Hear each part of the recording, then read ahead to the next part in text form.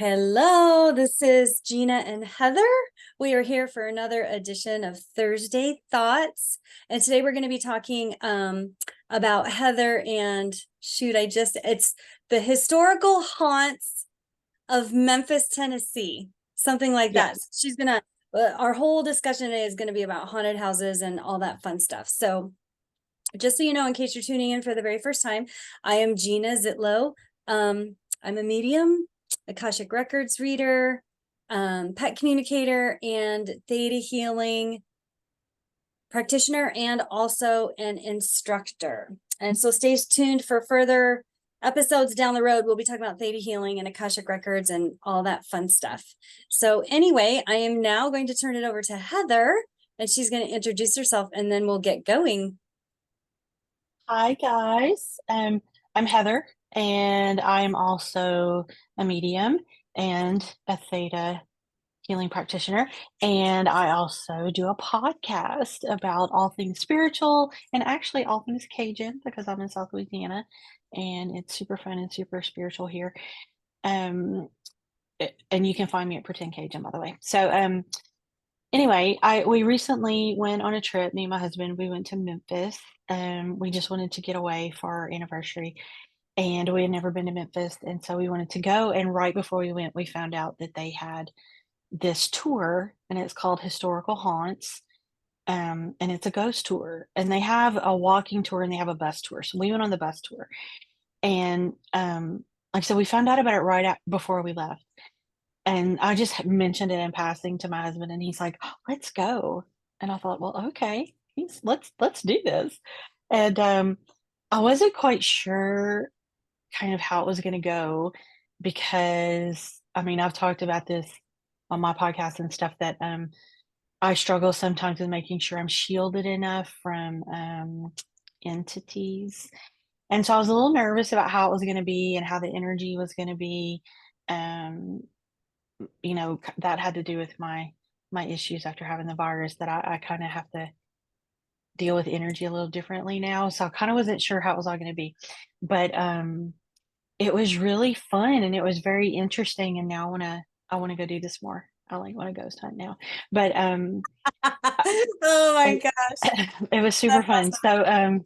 But one of the things I find really neat about Memphis, and I'll tell y'all some of the places we went and some of the things that they told us about the places. But there are a lot of people that think Memphis is cursed, and it goes back evidently to even before the Civil War times. One of the first stops on our tour was these Indian mounds, that these are actually ceremonial.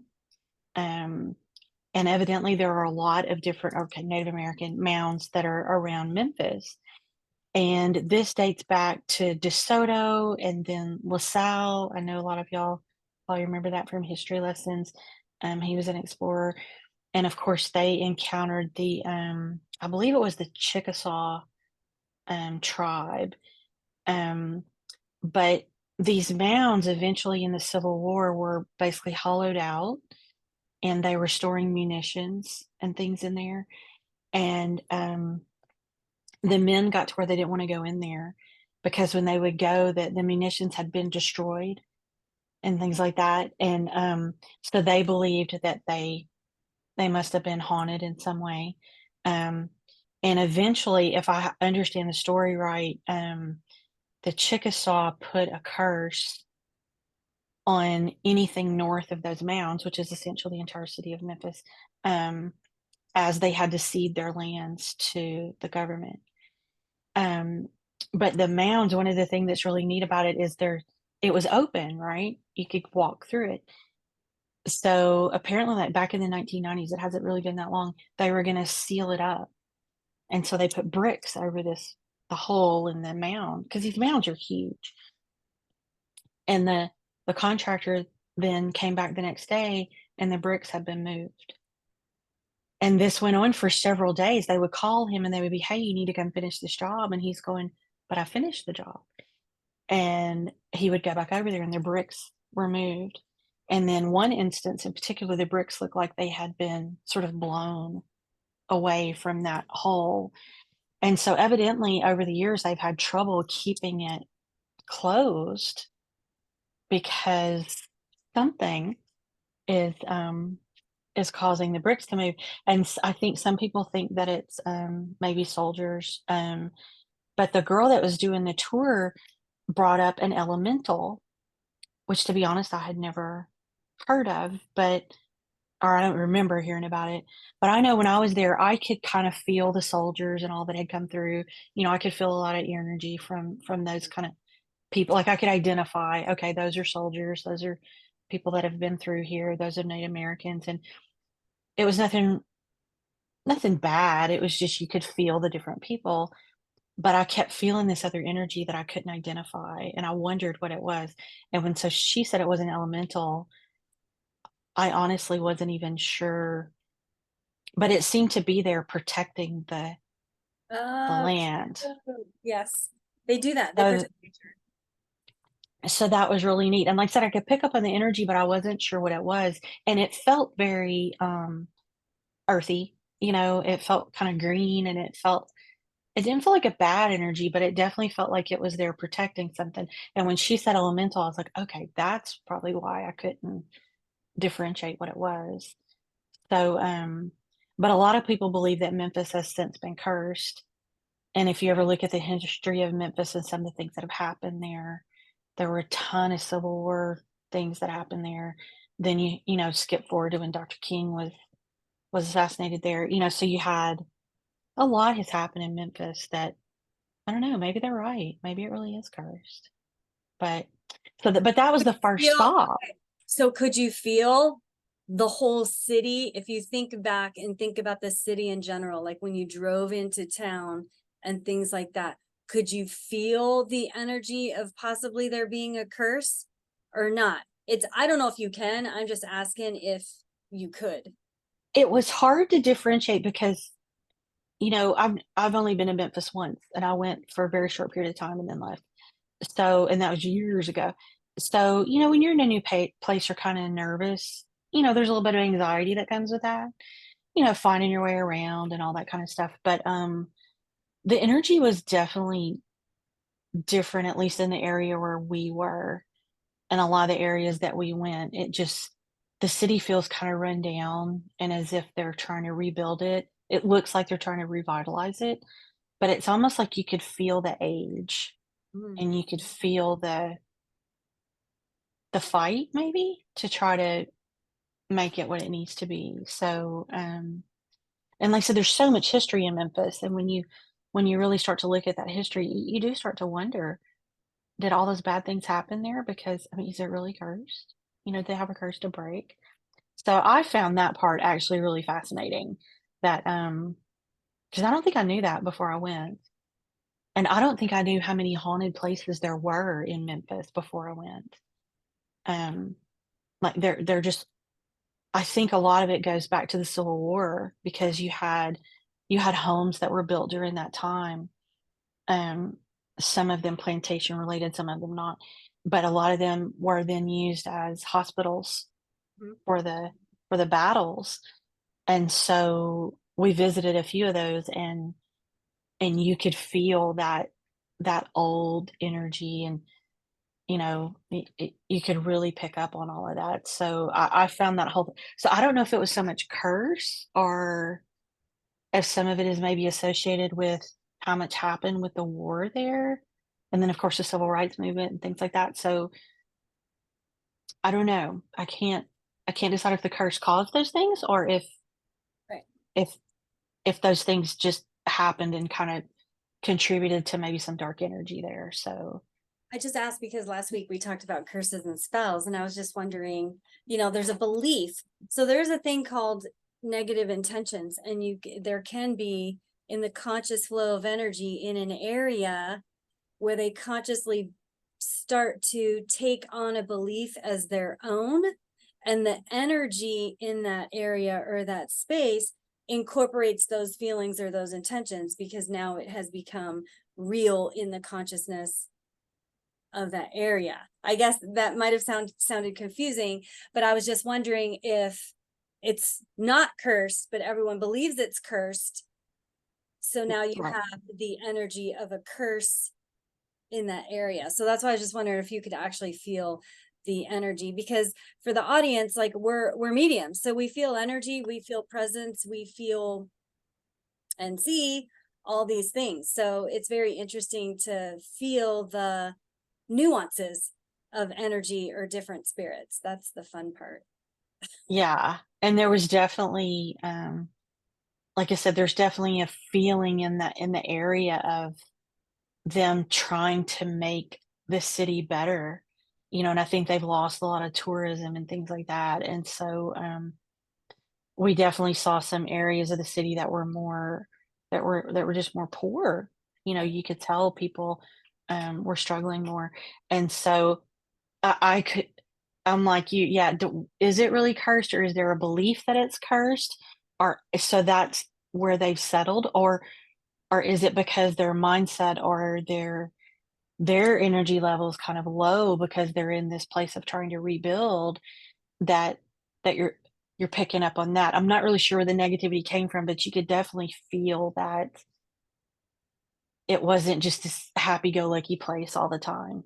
There was definitely a lower vibration a lot of times. So, I found that fascinating, and it was hard to differentiate that, as to what really made it happen. And I suspect it would depend on who you ask.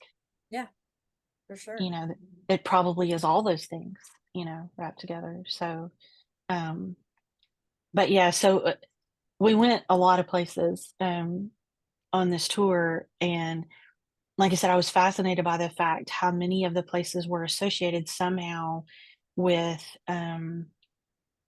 something wartime.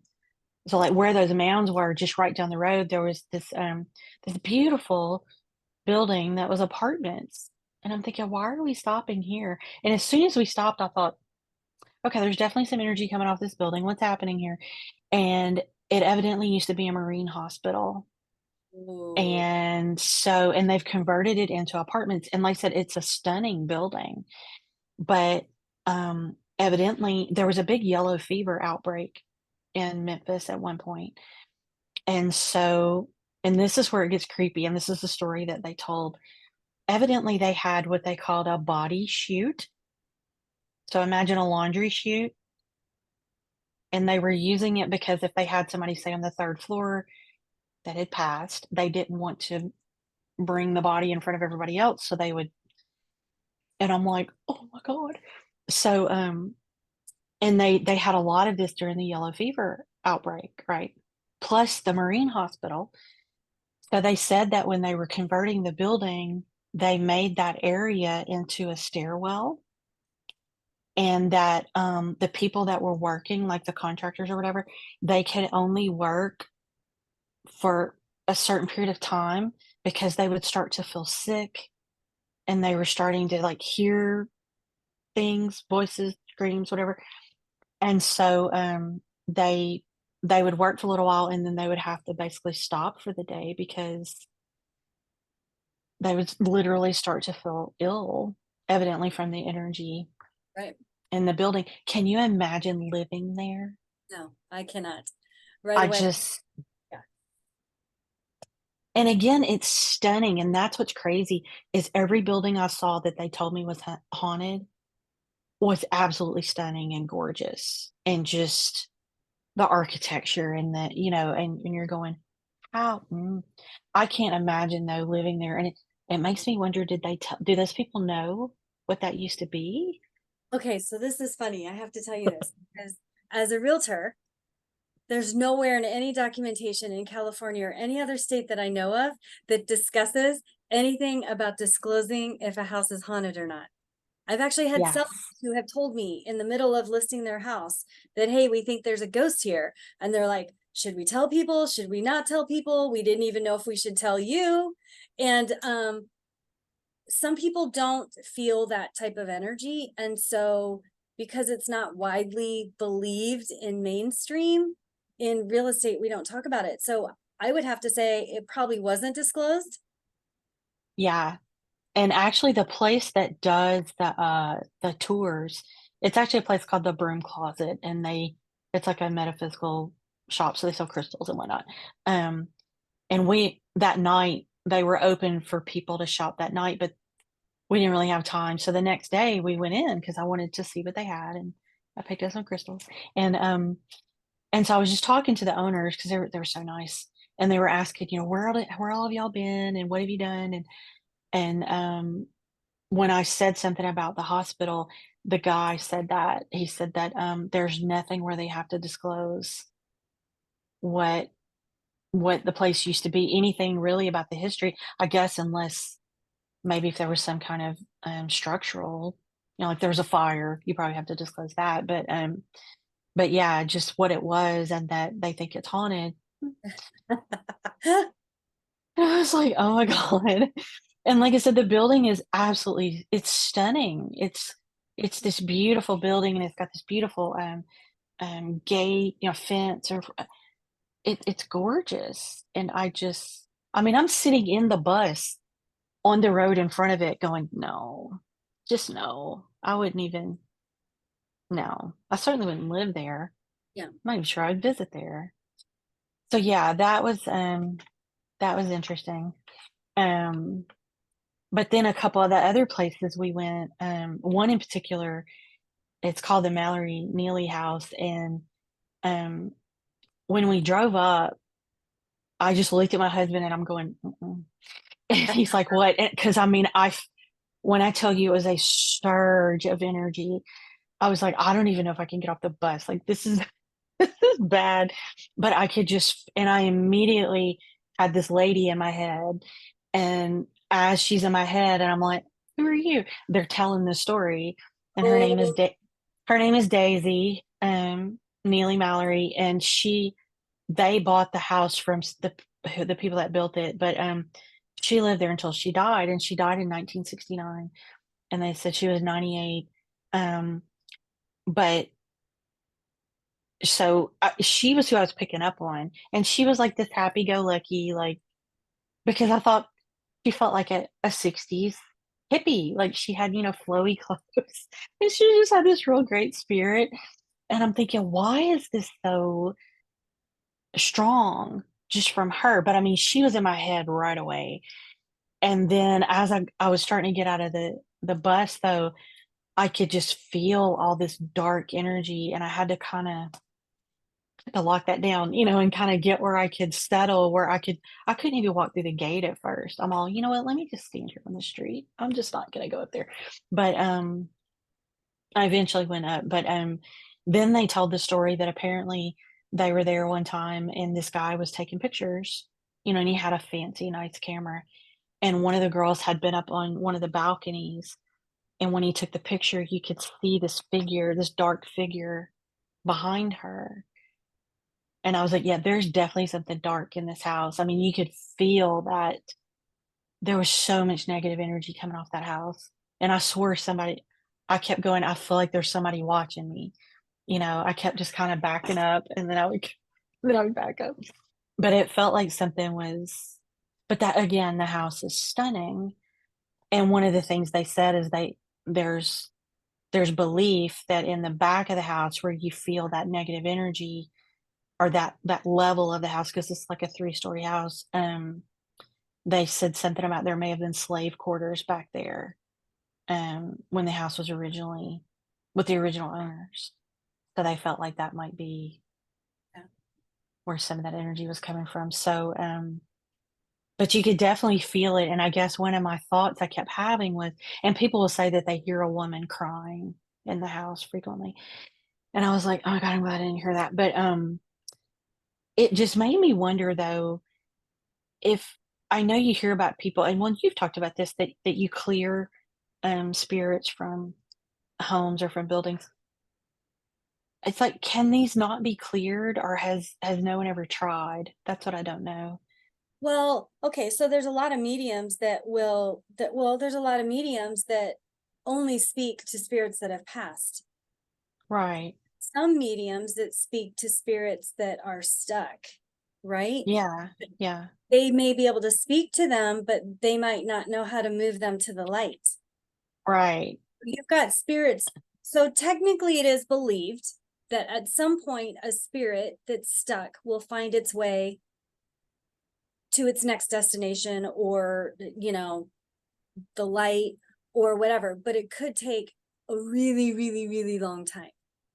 Yeah. You think about, like you're saying, with all the battleground scenes and all that, like we have them in Temecula. You can drive down a street and I can see war fields going on. Like you can see it and feel it if you're a medium, Yeah. see that. And you know, one of the questions is it my job to help clear all that? Are we supposed to? Yeah. Are we supposed to leave it? So yeah, it's kind of like a big question that's, Yeah. because if you think about how many people have died tragically or traumatically that could potentially be stuck, that's a lot of spirits. Right. And so I couldn't tell, the spirit just felt really dark, but to me it didn't feel like one thing. It felt larger than that, and it almost made me wonder if it was kind of a combination of, or it had been created somehow from, if there really were slave quarters and maybe things had, maybe dark things had happened, or, maybe Yeah, traumatic everything would deaths or show. whatever, Could have been, that yeah. it, yeah, that it could have sort of been created. And I wasn't tapping into the individual energies that much because I was listening to the stories, and so I was just kind of feeling the energy, but not really trying to tap in. Um, but the lady, like, that was in my head, and I was like, Do you not mind that this thing is here?"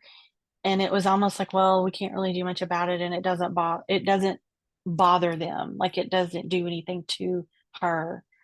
So and this is her home, so she's okay with it. But it's like there's nothing she could do about it, really. And I was like, "Oh, that's really sad."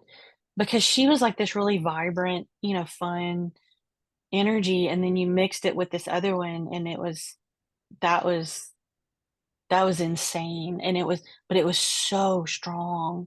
It was just so much. And it could have been combined energy from many slaves. It could be, and until you really get in there and pick it apart and tune into it, it's hard to say if it's group consciousness energy, if it's residual energy. So just so everyone knows out there, there's a lot of people that think their house is haunted, and it's not. It's residual energy that's left behind that actually has a consciousness. So if it has a consciousness, it moves and breathes, and it has a consciousness of its own. And if people are sensitive, they can pick up on that.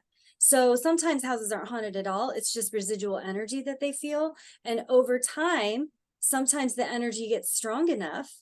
If there's energy close by, electricity, water, this will all amplify that energy. And what happens is that energy could be strong enough for other people to actually notice, or for people to feel, or that energy could be strong enough to actually move things, like turn lights on and off, and Yeah. tap someone on the shoulder, even though it's not actually a ghost. It's Yeah. so cool. Yeah. And that's why I've it again, I would love to go back, and I may do this now that I'm home and have some time, try to kind of really tap into some of those houses and see if I can start to pick it apart. But because it didn't, to me, it didn't feel like one thing. It felt bigger than that. And Yeah, it felt, yeah. but yeah, and it's right down the road. There's another house. I mean, Was this the two house? houses down. Was this the house you sent me a picture of, or no? Was it I one of? did send you a picture of that one because I found it just very creepy, and I Yes. felt like something was staring at me. Um, and then like I said, there were a couple more houses on that road, kind of same deal. Somebody had died there, and people have said that they've seen, the ghost of a man, a ghost of a woman. And back then, medicine was so different that, one of the guys had pneumonia, and that's what he died from. Which, I mean, you can die from pneumonia now, but then, it's much more difficult to treat a lot of those things. Um, so, there that was interesting too. But then we went to this fountain, and which actually I figured out later once I got my bearings, it was actually across the street from our hotel. But evidently, and I don't remember what year it was, I believe it was late 1800s. The fountain had a sloped floor, and there was a little boy playing in there, and he fell, Mm. and no one helped him. 10 years old.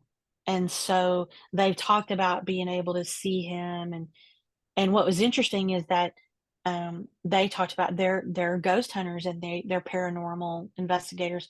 So she had equipment. Oh, what's it called? An EVP? I don't know, but it picks up electromagnetic waves. And so she had a few, and if anybody wanted to try it and maybe ask him questions or whatever, and my husband was like, "Do you want to try it?" I was like, I don't I don't need the little machine. Like, he's right here. I can hear him. He's talking to me." And so I ended up talking to the girl that leads the tours, but one of the things that I immediately picked up on with the little boy is that he doesn't like people coming around like this, because there was all these people staring at him and let him drown. So Yep. he doesn't trust these people.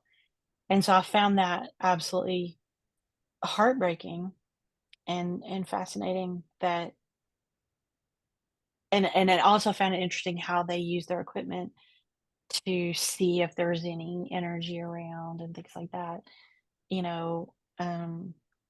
So I found that interesting, that, I immediately picked up on it, but there were other people that were using the little devices to see if they could pick up on it, because apparently the light can change colors and whatnot with the energy.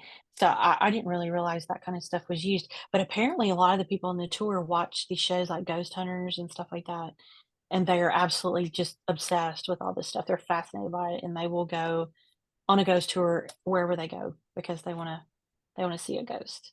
Yeah. And it makes me wonder, if they ever saw a ghost, what would they do? Well, that leads me to the question. Like, I know there's listeners on here that are probably thinking, well, you guys are mediums, so why wouldn't you want to go into a haunted house? Or why would you, like, be afraid of that? But you know, it's just different energy. So you have to be open to it and be in the right space to be able to see it. Like, you know. Yeah.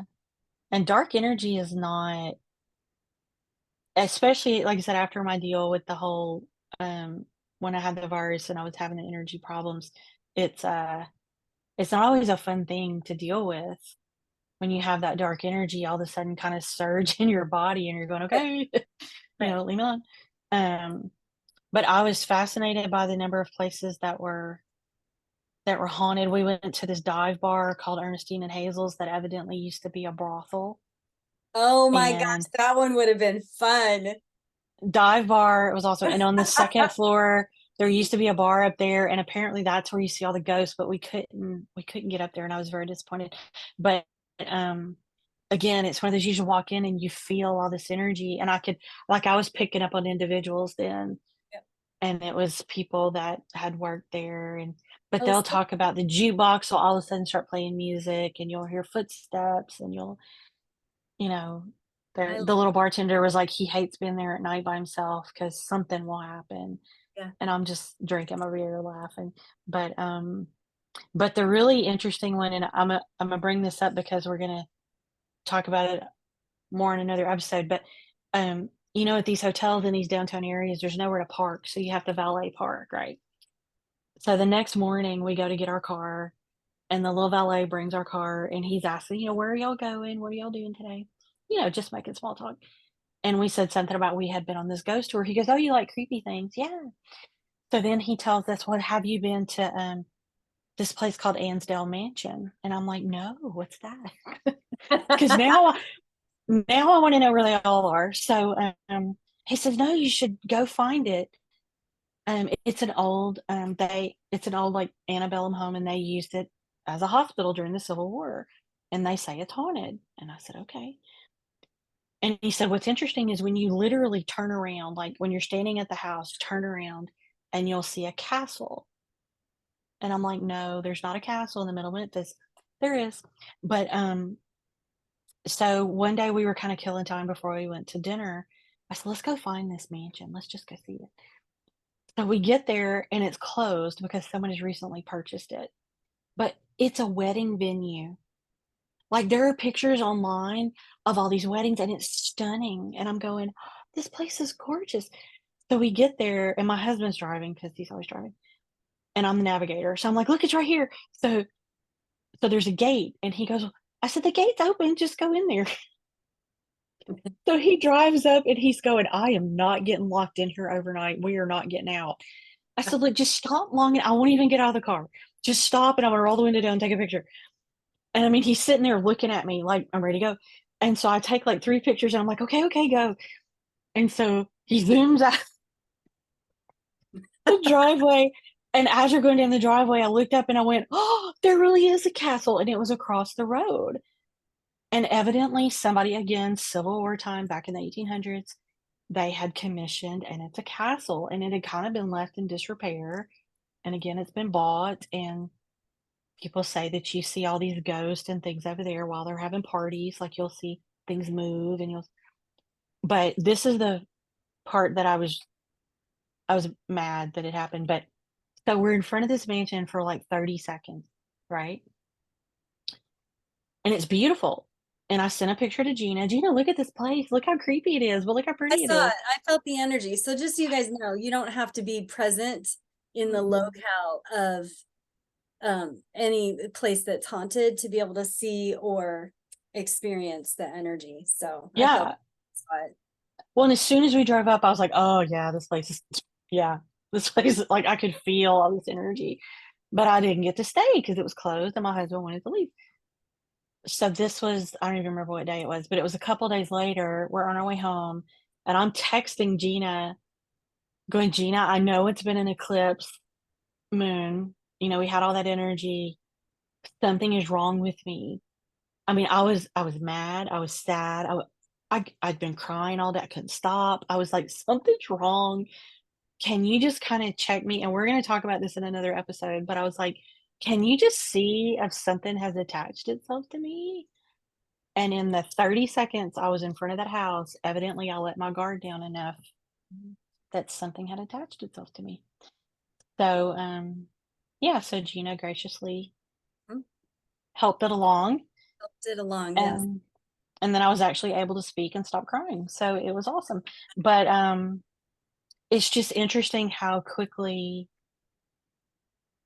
and we'll need to talk about this, I think, to explain to people that I had shields up the whole time.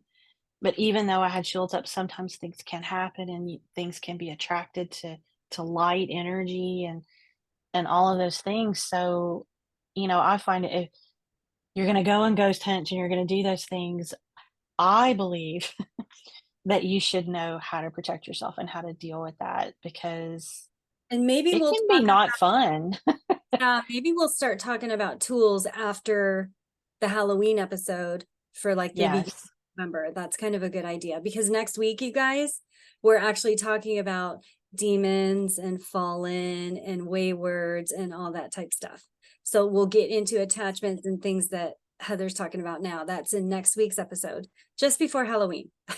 And that's it's true what she's saying. If you're of the light, you have power and you have sovereignty and you can put shields up, but there is still spiritual warfare. Some people believe in it, some people do not, but energy and spirits and all that stuff does exist. So there's no way we could walk around in life and never have anything like that happen to us at all, whether we're conscious of it or not. It's just there's too much energy to have that not happen.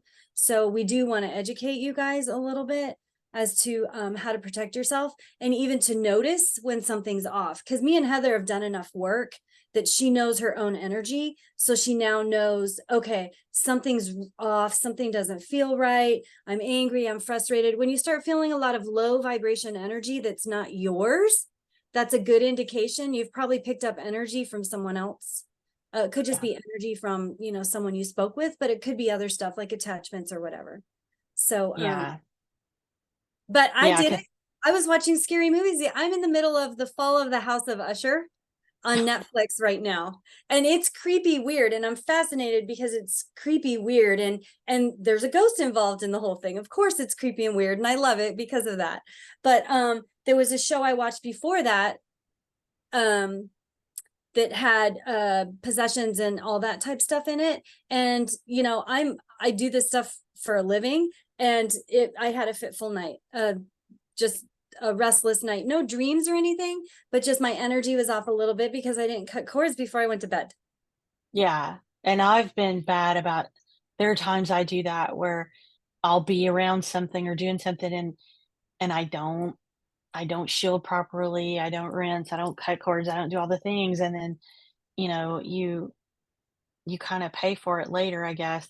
That's not really right, but, you know, something happens, and like you said, I've learned, especially with the whole energy thing after the fires, really learning to say, "Okay, why do I feel like this? Why did my, mood flip like it did?" And I've had that happen before where I have to step back and go, "Wait a minute, is this mine? Okay, that's not mine. Okay, let me deal with it now." And sometimes it's hard to I had gotten pretty low and was just frustrated, so I was struggling to deal with it on my own. And so that's when I, you know, got with Gina, "Hey, can you help me?" And I think we've done that for each other before that it's like, "Look, I really feel bad. Something's going on. Can you check?" And so, it is important to do, and I know like, well, just the other day, we were watching a movie on Hallmark because we watch Hallmark here, and, the they were renovating a house, they were trying to sell a house, I think was what it was, and there was a ghost in the house, and of course, it's a Hallmark movie, so it was very, you know, sweet and innocent, and, you know, she was this you know, she a little sassy and had a little attitude, but, you know, she was a nice ghost, and so, sometimes I think people get caught up in the sweet, cute, you know, things that you see in the media or things you on TV or whatever, and they start to equate it with what's gonna happen in real life, and that may not always be the case, Right. you know? Um, so I think it's something to be mindful of if you wanna get involved in this ghost hunting business, you know? Right. Well, I just had a client call me today who I've done healing work with, and I cleared one of their homes they live in Reno. So I cleared one of their homes, and there was a ghost, and they had mirrors, and there was a portal I had to shut down in one of the mirrors and all this stuff. Yes. And so anyway, he reaches out to me today. His parents have brought two he said antique pieces. He didn't tell me how many antique pieces into the home, and they're in one of the downstairs bedrooms. Well, what has happened since those pieces have come home? They hear footsteps, there's stuff going on. One of the roommates is like, "Hey, I think there's something going on. We need to work on this. It's freaking me out." So he's like, "Can you clear those items, or can you tune into the house and see what's going on?" So we're going to make an appointment to do that.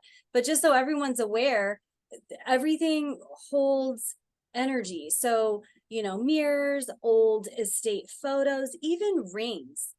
Um, and books and anything that you could possibly imagine that's old has energy attached to it, and there could be a ghost hanging on to that. So when that piece moves somewhere else, the little visitor goes with it to that other place. So are these things are real, and I love it. So I can't wait to do this because I can't wait to see what I find, because sometimes I get disappointed because sometimes there's not a ghost. Like I said, sometimes it's just residual energy that we have to clear out, but it is very fun when I do get to talk to Yeah. a ghost or a few. And, you know, I wonder, and I'm not trying to this may come out kind of flippant or whatever, but okay, so you have people that they have these haunted tours and it's a business, you know, and not just Memphis. I mean, there's a lot of places you can go do things like that because, you know, this happens all over the place. So what if you do go in and you start clearing out the ghosts? What is there Well, still a haunted tour? I mean, what yeah, do you still like, maybe just tell the stories or, well, so you here's a funny know? story about that, because I was involved with a group, and I think I had mentioned this on one of our recordings that I had the Queen Mary Yeah. in Long Beach is haunted. And so we did move some ghosts that were there when we were there. They were like, you know, it had nothing to do with what's advertised there, as ghosts that are there. But there's like all these other random ghosts that were hanging out in hallways and stuff. And we're like, hey, can we help you? You know, so we drop our stuff and we sit and have a convo and we do our thing.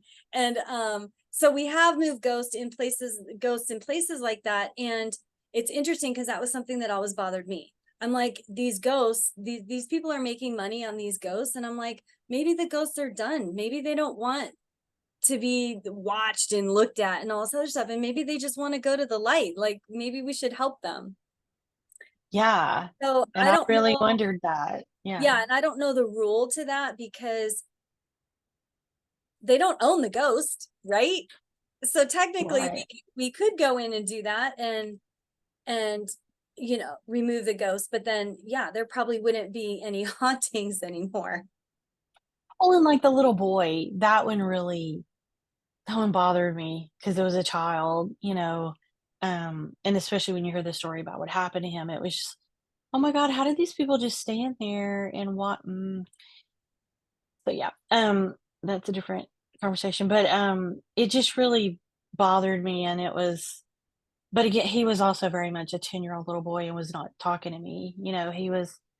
It was kind of like, what do you want? I was just somebody else trying to communicate with him, and he was not having it. And again, I think it was because there was a lot of adults he didn't trust because of what had happened. And I mean, who could blame him? But yeah, it. I don't know. I guess I envision that being miserable, um, and wanting to help them move on seems like The thing to the do. proper thing to do. So And so I would say anyone that has an inkling towards being able to see spirits or um think that they might be a medium, you might want to reach out to me. You might want to reach out to Heather because mediums are needed. It's still something that's not openly discussed.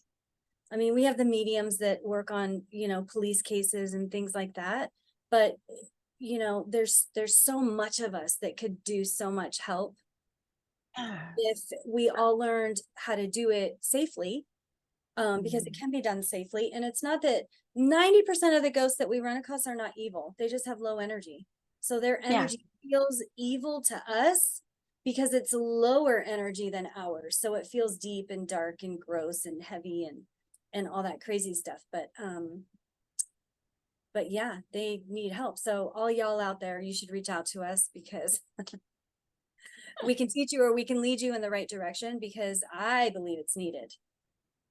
I do too. And I think I think we've both been called to be healers in particular and teachers and whatnot, and so I think that's part of it is healing that, not just the people that are alive on this plane, but I think there are others that it probably need some help and some healing too.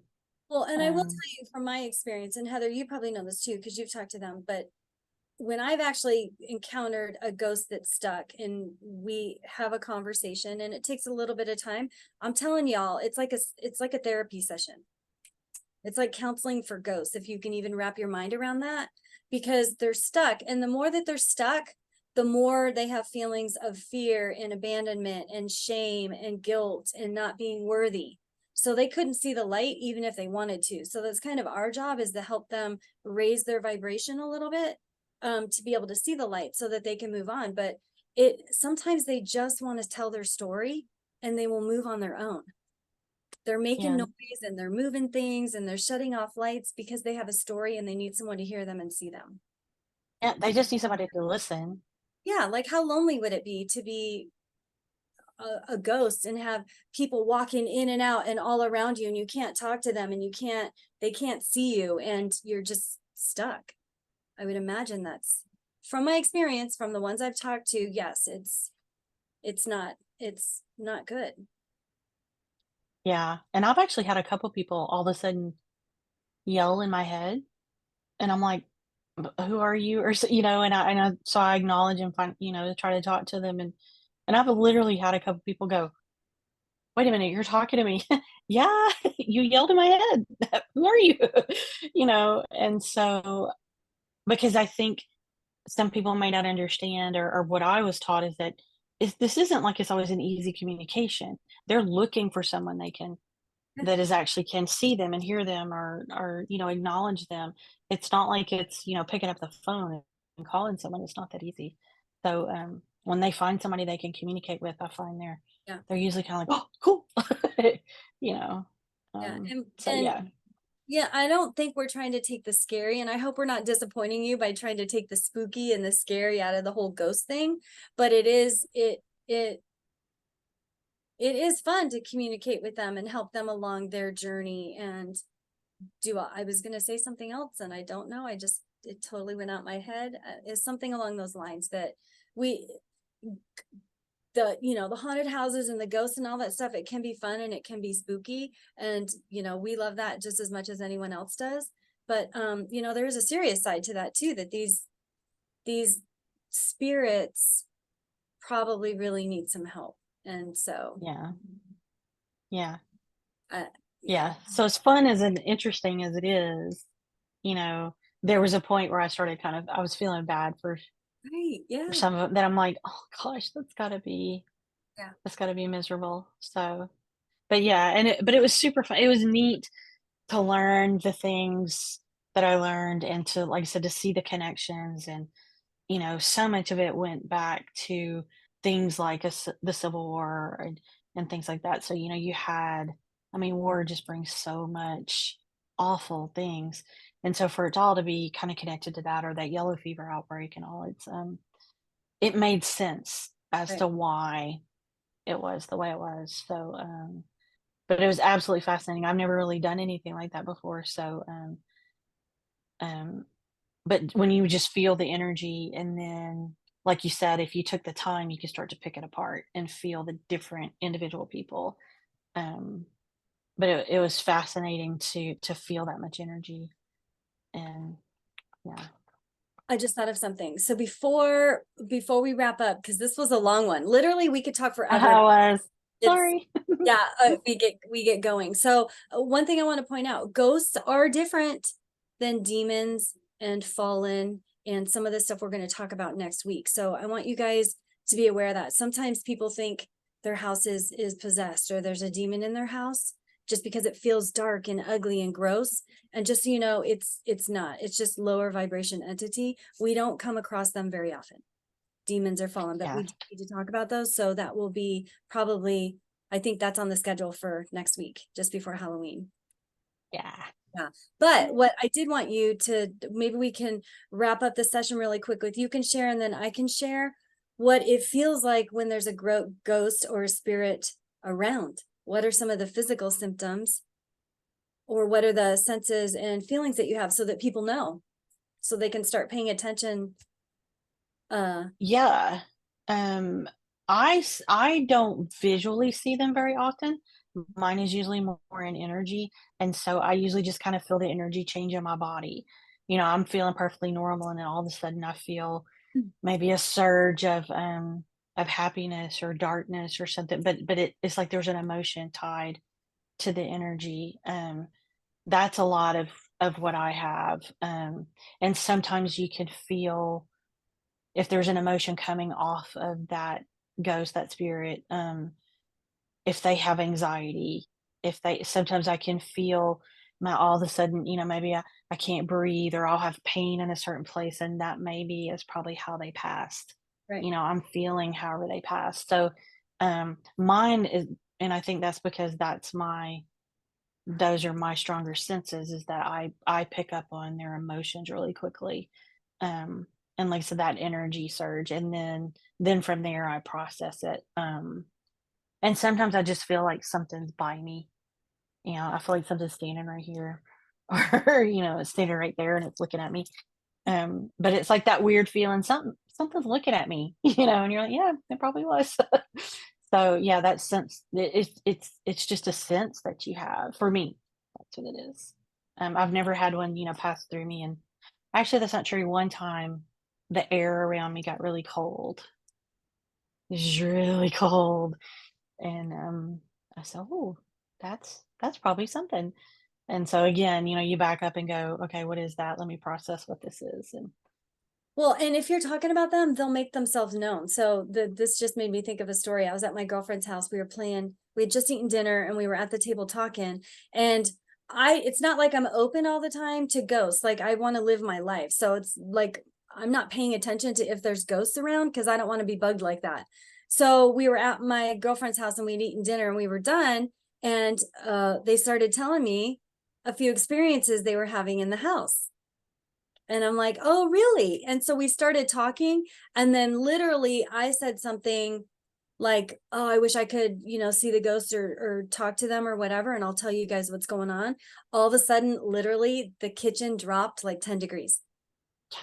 I looked at my girlfriend, she looked at me, and I'm like, yeah, it's cold, huh? And she's like, yeah. So that is one of the first things when they're around, the temperature will change.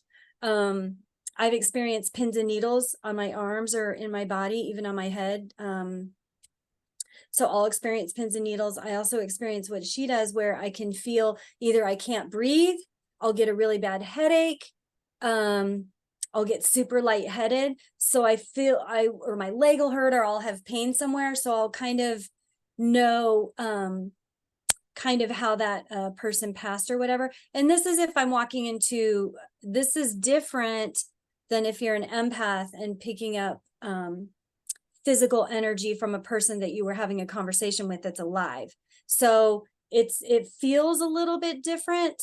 And, we can explain it when on our episode about that, but you will feel it.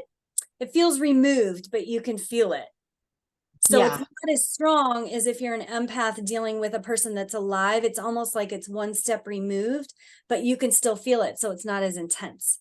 So if someone had breathing issues or, oh, well, I was talking to a gal the other day and I ended up talking to her dad and all of a sudden I couldn't breathe. And my chest was super constricted and I could feel it in my throat. And I said, did he die, from a breathing issue or something like that? And she confirmed that for me. So, Yeah. so those symptoms, and then I have had it get cold enough where I can see my breath. Yeah, like that. Yeah. Crazy.